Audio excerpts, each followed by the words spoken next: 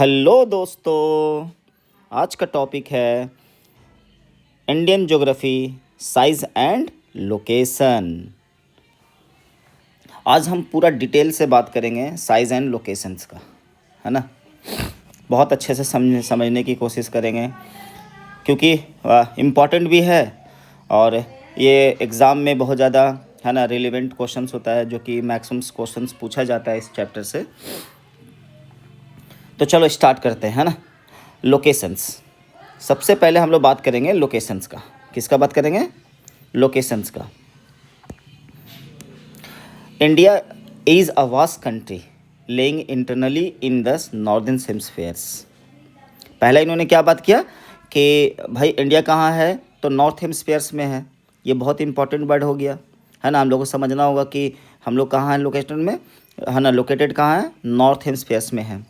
The main line extend between the latitude 8 degree 4 minutes and 37 degree 6 minute north and longitude हमारा जो extend है वो east में है 68 डिग्री 7 मिनट और 97 डिग्री 25 ईस्ट।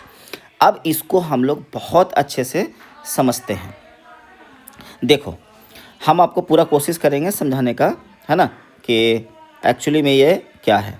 देखो, कहने का सेंस ये है कि सबसे पहले हम लोग लैटिट्यूड के बारे में बात करेंगे। किसके बारे में बात करेंगे दोस्त? लैटिट्यूड के बारे में बात करेंगे। 1 सेकेंड। लैटिट्यूड के बारे में बात करेंगे, है ना। लैटिट्यूड क्या है? देखिए, सबसे पहली बात, अगर हम आसान भाषा में समझने की कोशिश करते हैं कि जो ग्लोब होता है उसका जो पैरेलल लाइन जो होता है, जिसको हम हॉरिजेंटल लाइन भी बोल सकते हैं, राइट, अच्छे से समझिएगा।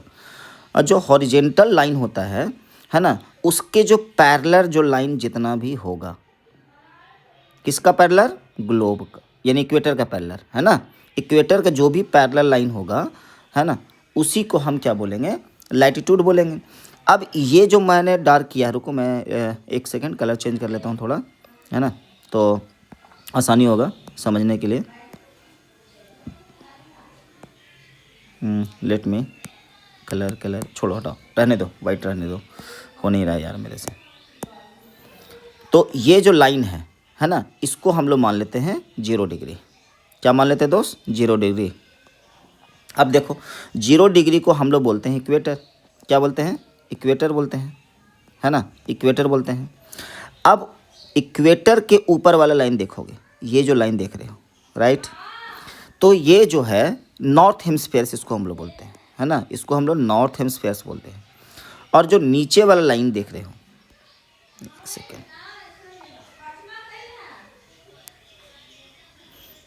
जो नीचे वाला हम लोग लाइन देख रहे हैं वो क्या है तुम्हारा? साउथ हेमिस्फीयर्स, है ना दोस्त, ये क्या है? साउथ हेमिस्फीयर्स है। अब इन दोनों में फ़र्क देखिए कि ये जो लाइन है, जब हम इक्वेटर से पोल की तरफ जाते हैं, है ना, अपवर्ड, ठीक है, पोल की तरफ जाते हैं, तो हमारा क्या होता है कि ये जो लाइन देख रहे हो ना, ये लाइन आपका एकदम स्मॉल होते चला जाएगा, ठीक है। एक बड़ा इंपॉर्टेंट पॉइंट है। और इक्वेटर का लाइन तुम देख लो, थोड़ा बड़ा दिख रहा है। और उसके बाद जैसे जैसे हम ऊपर भागेंगे, यानी ऊपर जाएंगे, तो नॉर्थ हेमिस्फीयर तक जब पहुंचेंगे तो नॉर्थ हेमिस्फीयर के पॉइंट पे एकदम डॉट हो जाएगा, ठीक है। ये एकदम ध्यान से समझिएगा, एकदम क्लियर है ना, ध्यान से समझने की कोशिश कीजिएगा। जब नॉर्थ के पास पहुंचेंगे हम लोग, नॉर्थ पूरा हेमिस्फीयर में पहुंच जाएंगे, तो तुमको डॉट दिखेगा, वहाँ पे लाइन नहीं दिखेगा। इसीलिए बार बार एग्जाम में क्वेश्चन क्या पूछा जाता है कि अगर पूछेगा कि हाउ मेनी लैटिट्यूड, तो आप बोलोगे 181। कितना बोलिएगा? 181 बोलिएगा, ठीक है।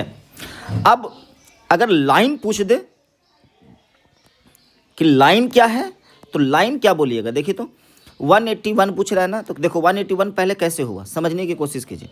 ये जो लाइन है, ये जो दिख रहा है आपको, ये जो आपको काउंट करोगे तो इधर होगा 90, और इधर जब काउंट कीजिएगा तो इधर होगा 90, तो टोटल हो गया 180।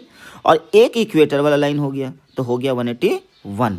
अब सोचो, अगर ऊपर में जब नॉर्थ हेमिस्फीयर में पहुंच रहा है तो वहाँ जो डॉट हो रहा है, तो नीचे में भी पहुँचेंगे तो डॉट नीचे में भी एक होगा।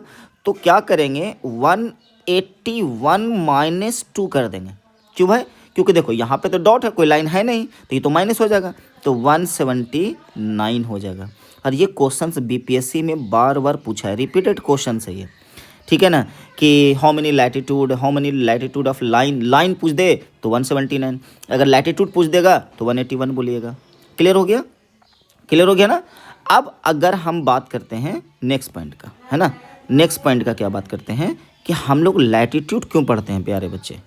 सबसे बड़ी सवाल ये है कि हम लोग लैटिट्यूड को स्टडी क्यों करते हैं, क्यों लैटिट्यूड के बारे में इतना सारा जिक्र किया गया, है ना। देखो 9th के अगर चैप्टर पढ़िएगा तो ज़्यादा, है ना, आपको डिटेल्स नहीं दिया गया है, लेकिन जो टीचर होंगे जो पढ़ाएंगे आपको, तो वो कोशिश करेंगे आपको कि इसी चैप्टर में सारे चीज़ अंडरस्टैंडिंग पूरी तरह से करवा दे, है ना। ध्यान से सुनिएगा, ठीक है। देखो हम लोग लैटिट्यूड इसलिए पढ़ते हैं मेरे भाई कि अगर हम ग्लोब बनाते हैं, है ना, क्या बना रहे हैं कि एक अर्थ हम लोग बनाते हैं, ठीक, तो यहाँ पे आप अर्थ बनाओगे तो ये इसको सेंटर पे क्या मानिएगा, इक्वेटर मान लीजिएगा, है कि नहीं। उसके बाद जो लाइन होगा, ठीक है, एकदम छोटा होता चल जाएगा, आप देख लीजिएगा खुद, क्योंकि अर्थ हमारा कर्वेचर है ना। अब हम लैटिट्यूड क्यों पढ़ते हैं, मेरा यही जानना है। देखो भाई, हम लोग लैटिट्यूड इसलिए पढ़ते हैं ताकि सबसे पहली चीज़ है, एक बात क्लियर हो जाए कि जो सनलाइट होता है ना, वो सनलाइट जब हमारे अर्थ पे फोकस करता है तो इससे हम मेज़र कर लेते हैं कि अर्थ के डिफरेंट प्लेसेस में डिफरेंट टेम्परेचर्स को, है ना, ऑब्ज़र्व किया जाता है, या उसको हम बोल सकते हैं कि मेज़रमेंट हम लोग करते हैं, ठीक है। लैटिट्यूड ही हमें बता देता है कि हमारे पास किस तरह का जो इंसुलेशन होगा, है ना, किस तरह का इंसुलेशन हम लोग रिसीव करेंगे, वो लैटिट्यूड से पता चलता है। अगर आप इक्वेटर के पास रहोगे तो सिंपल बात है, यहाँ पे गर्मी ज़्यादा, इंसुलेशन ज़्यादा होगा, क्योंकि सन का लाइट कैसा हो रहा है, वर्टिकल हो रहा है। क्या हो रहा है, वर्टिकल हो रहा है। तो याद रखना मेरे भाई कि अगर सन का लाइन वर्टिकल फोकस हो रहा है अर्थ पर, तो याद रखिएगा वहाँ पे इंसोलेशन ज़्यादा होगा, ज़्यादा रिसीव होगा, यानी हीट ज़्यादा होगा। एक चीज़ एकदम क्लियर कर लीजिए।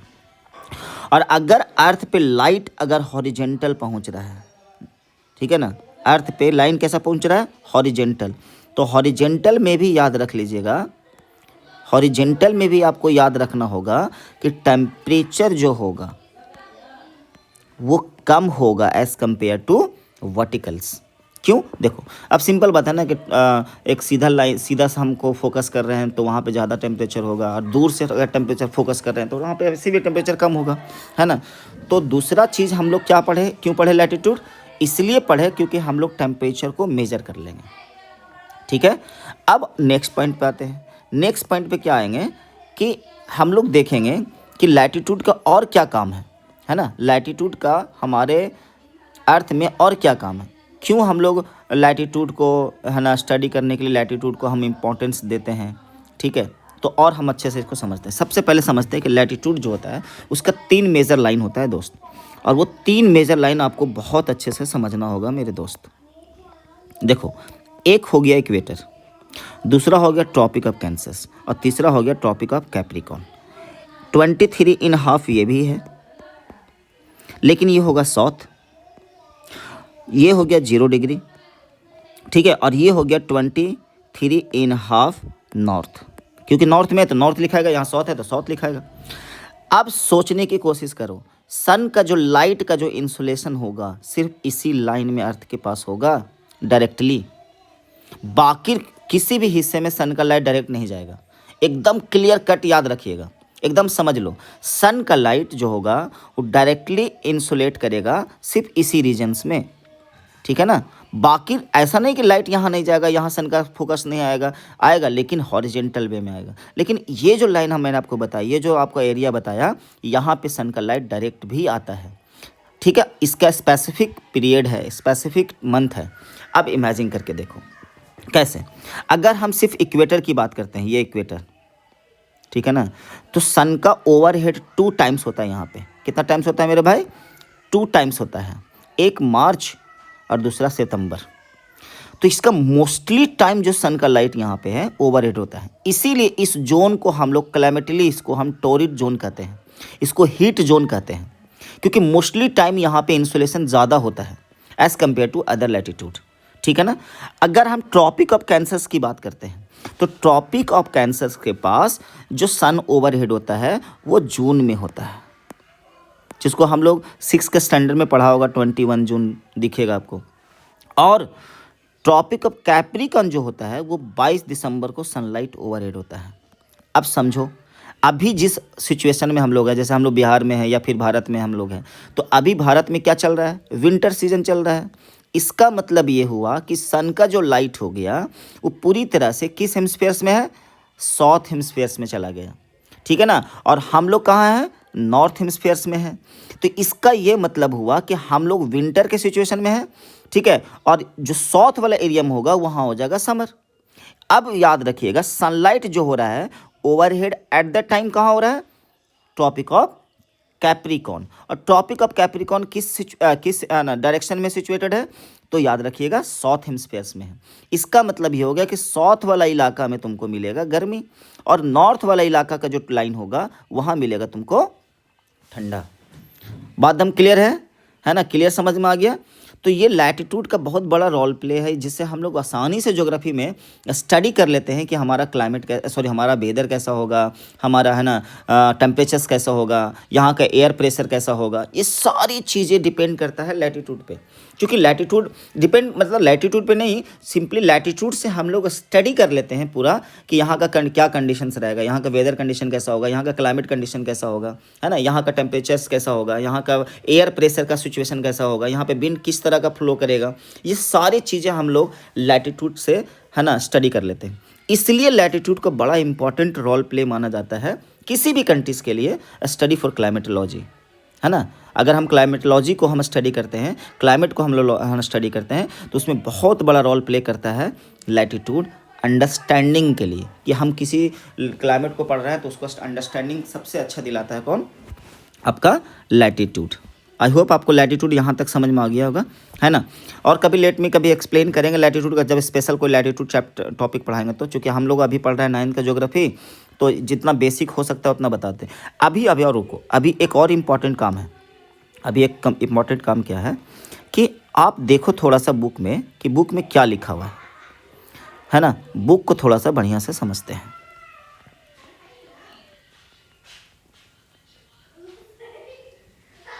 क्या बुक में लिखा हुआ है, ज़रा आप गौर कीजिए कि बुक में क्या लिखा हुआ है।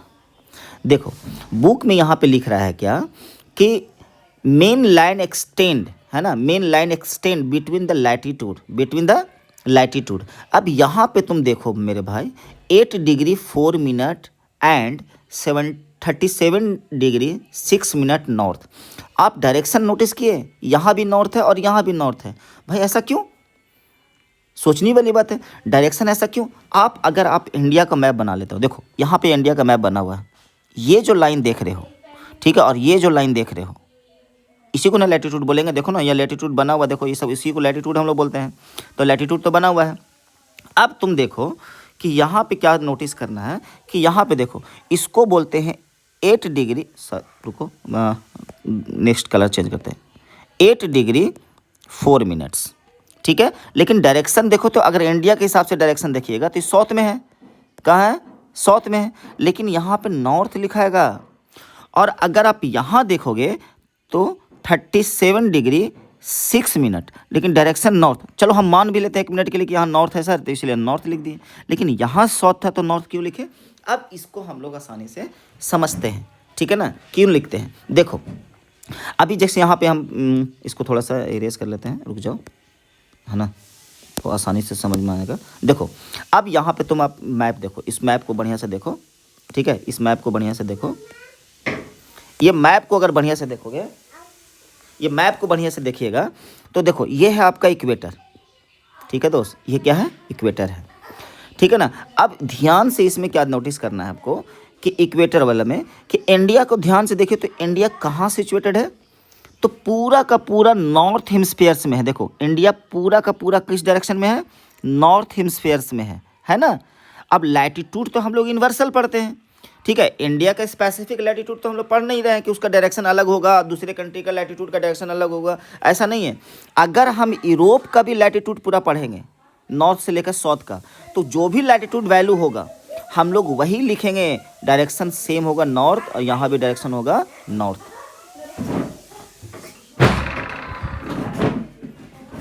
समझ गए? समझ गए ना? तो इंडिया में भी देख लो, इंडिया पूरा कहाँ है? नॉर्थ डायरेक्शन में है। तो ये वाला लाइन देखो और ये वाला लाइन देखो, ठीक है। अगर आप ग्लोब के हिसाब से देखोगे तो इंडिया कहाँ सिचुएटेड है? नॉर्थ में। इसलिए हम लोग वैल्यू कुछ भी लिखे, डायरेक्शन क्या होगा? सेम। आई होप आपको समझ में आ गया होगा बहुत अच्छा से। इसीलिए यहाँ पे कहा है कितना डिग्री से लेकर इतना डिग्री तक क्या लिखा हुआ है? ये हो गया आपका लैटिट्यूड। लॉन्गिट्यूड हम लोग बाद में पढ़ेंगे तो इसके बारे में बताएंगे आगे। नेक्स्ट समझते हैं। नेक्स्ट क्या बोल रहा है कि द ट्रॉपिक ऑफ कैंसर, ठीक है, 23 डिग्री 30 मिनट्स नॉट डिवाइडेड है ना countries into almost equal parts. अब ये क्या बोल रहा है? देखो ये बोल रहा है कि जो इंडिया है, ठीक है ना, लेट मी कंप्लीट, रुक जाओ।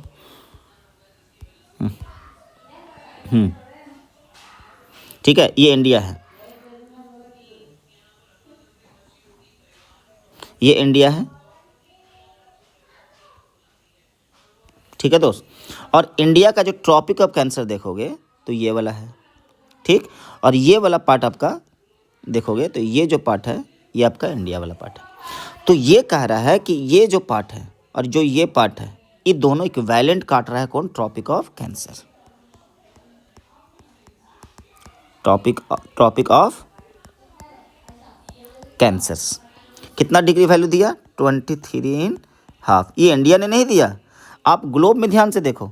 देखो ये है आपका, ये वाला जो पार्ट है 23.5, देखो ये हाँ, इसी को मानते हैं हम लोग क्या, ठीक है, topic of Capricorns, sorry cancer, है ना, 23.5।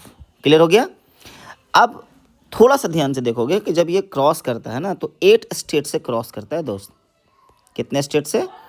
8 स्टेट से क्रॉस करता है। जब आप इंडिया को मैप को नोटिस करोगे तो ये वाला जो स्टेट तुमको दिखेगा, है ना, त्रिपुरा हो गया, मिज़ोरम हो गया, वेस्ट बंगाल हो गया, झारखंड हो गया, मध्य प्रदेश हो गया, छत्तीसगढ़ हो गया, राजस्थान हो गया, गुजरात हो गया, ये पूरा स्टेट क्रॉस करता है ना। जिसलिए हम लोग बोलते हैं कि भैया 8 स्टेट हम अब लिखवा देंगे, है ना, एक जगह पे लिखवा देंगे कि टॉपिक ऑफ कैंसर जो है कितने स्टेट से क्रॉस करता है, ठीक है, 8 स्टेट से करता है, और 8 स्टेट का क्या क्या नाम है, राइट, ताकि आपको आसानी से समझ में आ जाए।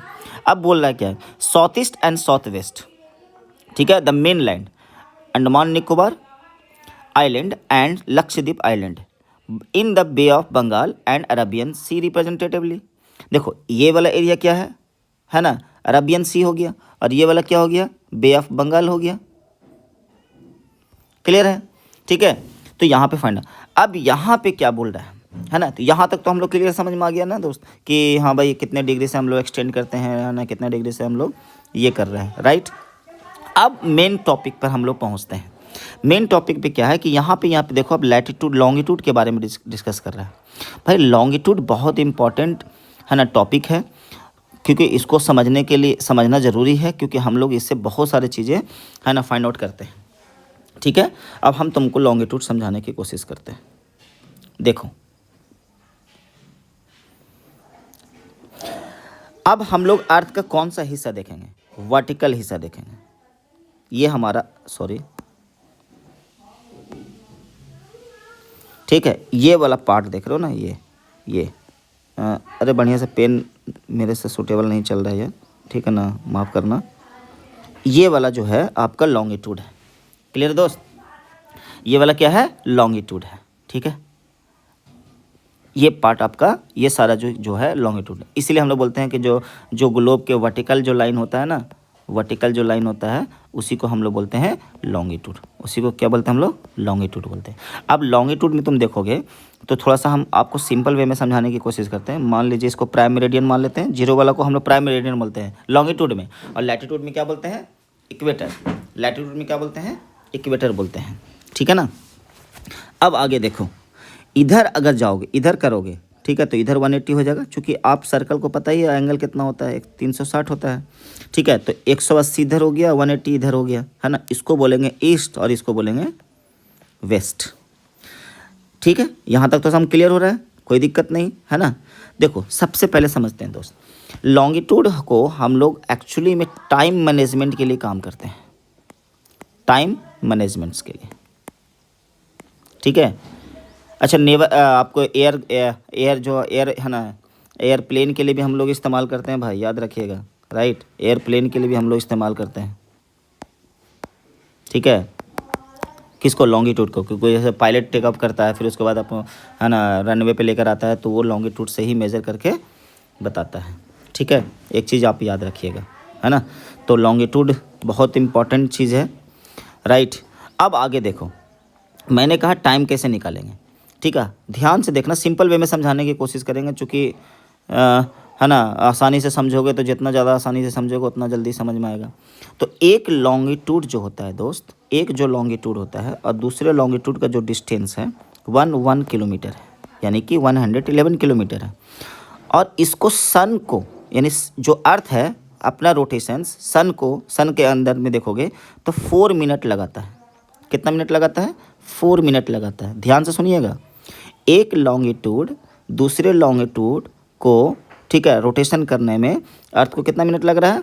4 मिनट, यानी सन के पीछा में अकॉर्डिंग में तो 4 मिनट लगता है। तो सोचिए मेरे भाई, अगर 15 लॉन्गिट्यूड को क्रॉस करोगे तो कितना लगेगा? सोच के देखिए, है ना। 15 मिनट्स को करोगे तो कितना लगेगा? लगभग 60, लगभग नहीं 60 होगा ही। और 60 मिनट है ये, तो इसको आवर में करोगे तो कितना हो जाएगा? 1 आवर हो जाएगा। आई होप आपको समझ में आ गया, है ना। तो उसी तरह से जो हम लोग बोलते हैं ना कि सर एक अर्थ रोटेशन होता है तो 24 घंटा लग जाता है, तो देख भाई 24 घंटा कहाँ से आया? देखो 360 एंगल होता है ना। कितना होता है? 360 एंगल होता है ना। कितना? 360, रुक जाओ 1 मिनट बस।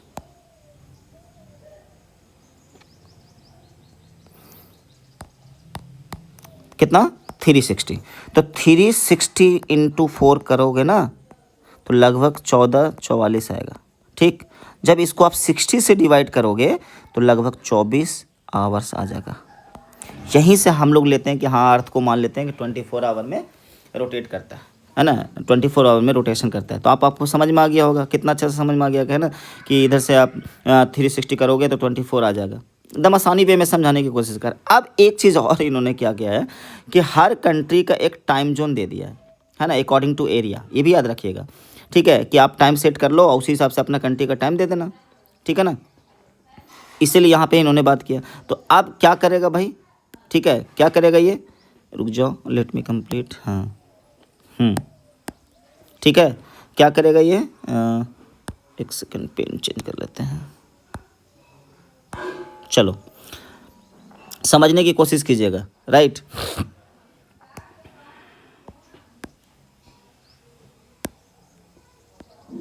देखिए यहाँ पे मान लेते हैं हम लोग 0 डिग्री, ठीक है। हम लोग क्या मान लेते हैं? 0 डिग्री। ये 0 डिग्री है, ये आपका ये एरिया है, ये हो गया आपका ईस्ट और ये हो गया वेस्ट, है ना। अब यहाँ पे क्या बोल रहा है कि कोई भी बंदा जब ईस्ट की तरफ जाएगा तो यहाँ से टाइम को प्लस कर देंगे, और जब कोई वेस्ट जाएगा तो इधर से हम माइनस कर देंगे। अब एकदम सिंपल भाषा में समझिएगा। जैसे मान लीजिए कि यहाँ पे 12 बज रहा है, ठीक। अगर कोई 15 लॉन्गिट्यूड यहाँ ट्रैवल करता है 15, तो याद रखिएगा 15 लॉन्गिट्यूड का मतलब 1 आवर्स। तो अगर आप इधर आइएगा तो एक जोड़ दीजिएगा, तो जोड़िएगा तो कितना हो जाएगा? 1 बज जाएगा। और इधर जब 15 लॉन्गिट्यूड चलिएगा तो एक माइनस कर दीजिए, चूँकि माइनस लिख रहा है तो माइनस कीजिएगा, तो यहाँ 11 बज जाएगा। अब मेरे बात को समझ में आया? इधर जाएंगे तो माइनस और इधर जाएंगे तो प्लस, ठीक है। ये ध्यान से दम याद रखिएगा। और इससे क्या फ़ायदा है? इससे क्या फ़ायदा है कि आप लोग सुटेबल तरीके से अपना टाइम जोन को हम लोग मिला लेते हैं। अभी हम डेट ऑफ टाइम भी बताएंगे, ठीक है ना। अब यहाँ पे ध्यान से देखिए, इंडिया को अगर हम लेते हैं, इंडिया, ठीक है, तो इंडिया का जो टाइम मेरिडियंस है, ठीक है ना, वो 82 इन हाफ पर है, 82 इन हाफ पर है। ईस्ट होगा, ईस्ट इसलिए होगा क्योंकि भारत का पूरा जो भारत अपना पूरा एरिया जो कवर करता है वो ईस्ट है ना, ईस्ट एरिया में करता है ग्लोब के अंदर। तो सारा का सारा, जैसे हम नॉर्थ में बताया था सिस्टम लैटिट्यूड वाला, उसी तरह से इसका हर एक डायरेक्शन क्या होगा? ईस्ट होगा, ठीक है ना। तो आप बताओ 82 इंटू 4 करो, है ना। 4 कीजिए तो लगभग होगा 328, 328। अब इसको अगर 60 से भागा दोगे तो 5 आएगा। 30 इधर था तो 30 इधर आ गया और प्लस लगा देंगे। अब मेरे भाई सोचो, इंडिया के अंदर जो भी पर्सन होगा अपना वॉच जो सेट करेगा वो करेगा 5:30 GMT। तो इससे क्या होगा कि भारत के तुम किसी भी स्टेट में रहोगे घड़ी का टाइम क्या दिखेगा, सेम दिखेगा। ठीक है ना। अब इसके आगे बहुत चीज़ अभी समझना है। ठीक है, अभी तो लॉन्गिट्यूड स्टार्ट हुआ है। ठीक है ना मेरे प्यारे बच्चे। अभी थोड़ा सा मेरा बैटरी